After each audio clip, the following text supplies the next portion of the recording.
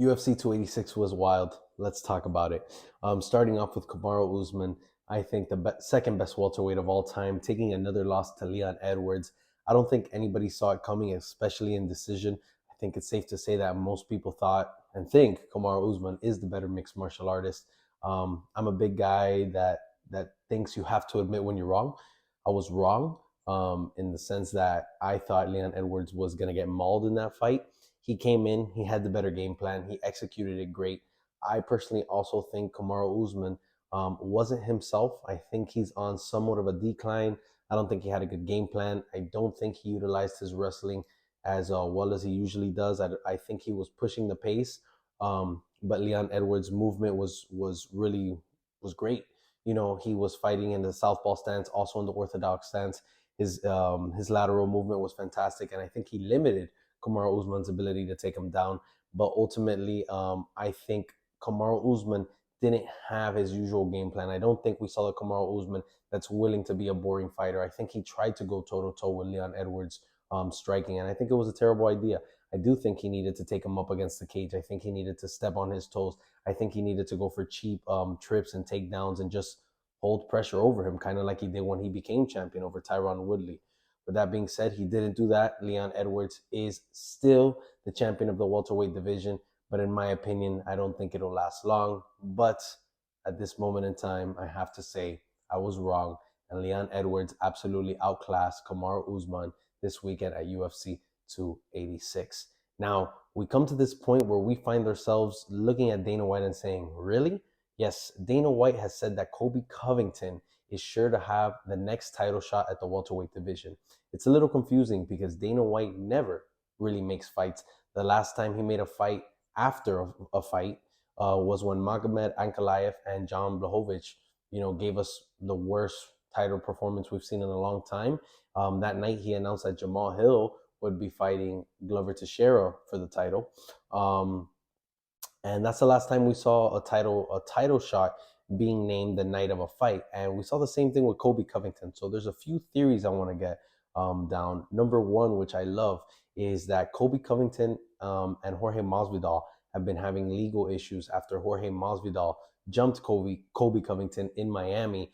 And both guys were pretty quiet since then. They didn't have a big presence on social media.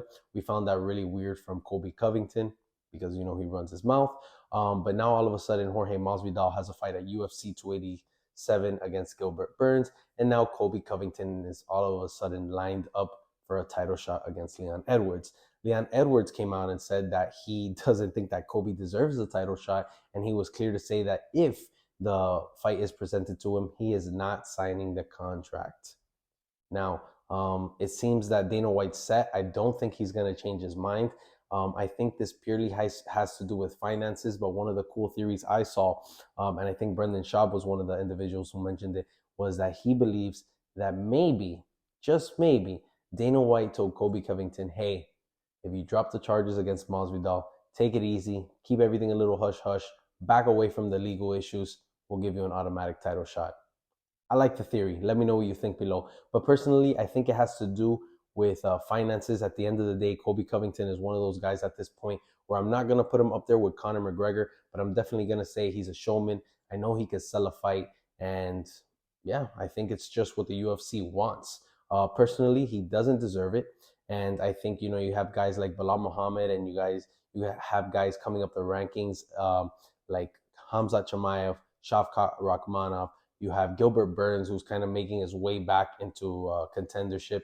So I think there was other fights to make, and I think that ultimately this is going to get a little dicey because I think Leon Edwards is really hesitant of fighting someone like Colby Covington just because of his strong grappling presence. Some people on social media have been telling me that I'm completely wrong for thinking that Colby Covington could beat Leon Edwards, and that's because they believe in MMA math. And I just want to say that MMA math doesn't really work out. Just because Colby Covington lost to Usman in two really close fights doesn't mean that Colby Covington can't beat Leon Edwards, who also beat Kamaru Usman. It doesn't work that way. Styles make fights, and I think that Colby Covington pushes such a pace and has a lot of tools in the sense that he's going to strike really well. I think he's a better striker than Usman, and I think his movement could really exhaust Leon Edwards. And then when you mix in takedowns and yeah, just get everything into the mix while also bombarding your opponent, I think Leon Edwards would be exhausted fighting Colby Covington. But I guess I'll leave that for the prediction when that fight comes up. So I think that's going to be a really interesting conversation to come on who he's going to fight next. But Leon Edwards says, I mean, everyone thinks that Colby Covington's not deserving, but Leon Edwards has come out and said that he's interested in fighting Jorge Masvidal, and realistically, he wants him to win that fight against Gilbert Burns so he gets a title shot. If we're being honest, we all know that Jorge Masvidal doesn't deserve a title shot.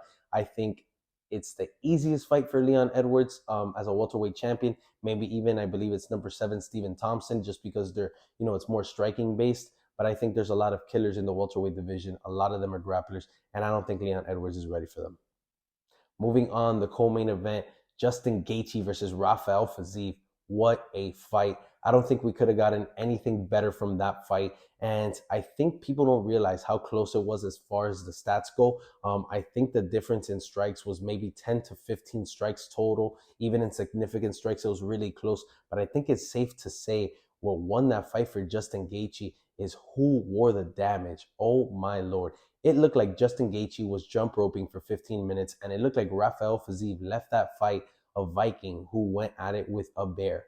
It was absolute madness, and I'm not even sure if I could post that picture up here, because YouTube might even take it down. But I think Justin Gaethje, we have to applaud him at this point. Every fight he walks into, he is the highlight reel, and I know that's his nickname, but it's true. He's just responsible for the best fights we get in the UFC. And if there's any one who thinks he's not a serious contender, or there's anyone who's not giving him the credit, I think you need to take a step back. Justin Gaethje's the real deal. He has deadly force.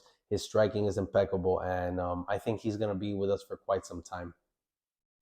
Moving on, going back to Colby Covington, it seems that Colby Covington had some words for John Anik, and I haven't seen Dana White mention anything about it. But the other day, Colby Covington came out about John Anik. He was a little upset over something that John Anik said, and ultimately, there was somewhat of a threat. He mentions that he would hate to see John Anik's children grow up without a father. And then he goes on to mention, I know where he lives, and mentioning that he's a little north in Florida and he's in South Florida. And, I think this has to do with the fact that we get a little mouthy.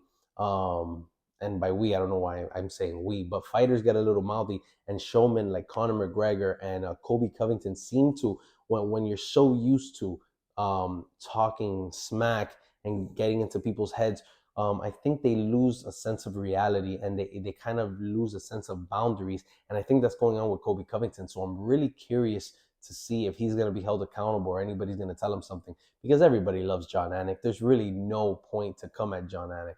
So if you're interested I'm curious to see what you guys think about that. So be sure to leave the comments. And guys, if you love what's going on here so far, do me a favor, like, subscribe, and share this video. It's huge for me to grow this YouTube. Next up in UFC news, I do have to mention Hamza Mayaf once again, but unfortunately, I'm going to stop mentioning him in the welterweight division. We know that Hamza Mayaf was getting ready to fight Nate Diaz his last time around. Unfortunately, he missed weight. He ended up fighting Kevin Holland. He was off by 7.5 pounds, and then everyone seemed to wonder, what's wrong with the weight cut? Everyone seemed to say that the doctors stopped him from cutting weight, that he couldn't make it down to 170. So now the question was, is he going to fight at welterweight moving forward or middleweight? But it seems that Dana White has made a decision, and he says Hamza Mayaf will officially be going to the middleweight division. And what's exciting about this is that Dana White says he deserves to be fighting the top 3 guys. Now let's go to the middleweight division and see who our top 3 guys are. Number 1, the champion, Alex Pereira.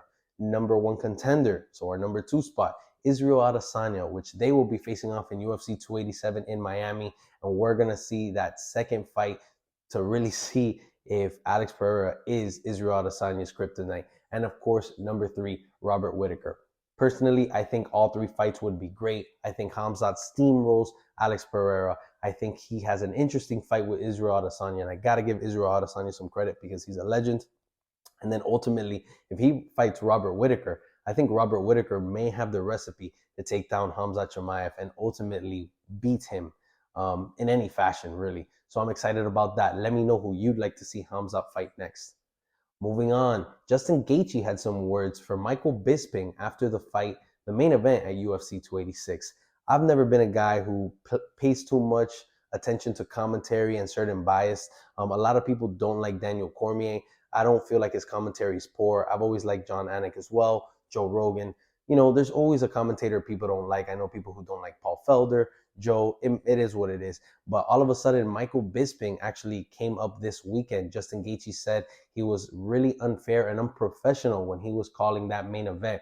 And we don't know if it's because they were in England and Michael Bisping felt some type of way about Leon Edwards. But I do have to agree, I never really note these biases when I'm watching the fights. But I think it was pretty apparent that Michael Bisping was a little biased towards Leon Edwards.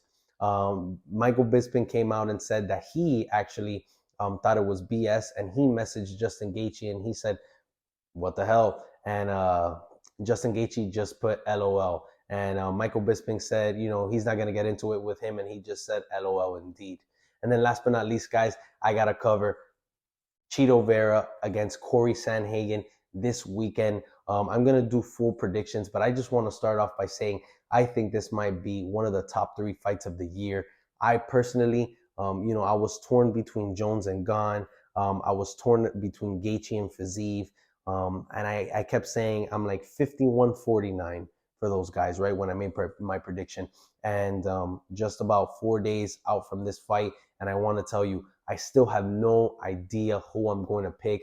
I can make great cases for both men. I'm 50-50 right now. I'm super curious to know what you guys think and who you're picking for this fight. But ultimately, I think the difference is going to be if Chito Vera comes out and he's aggressive from the start, or he kind of has one of these performances where he feels out the rounds and he gets that slow start. We know that's happened to him a few times. He ultimately wins, but I don't think Corey Sandhagen's the type of opponent where you could start performing with in the third rounds or even the championship rounds. I believe this is going to be a 5-round fight because it is the main event.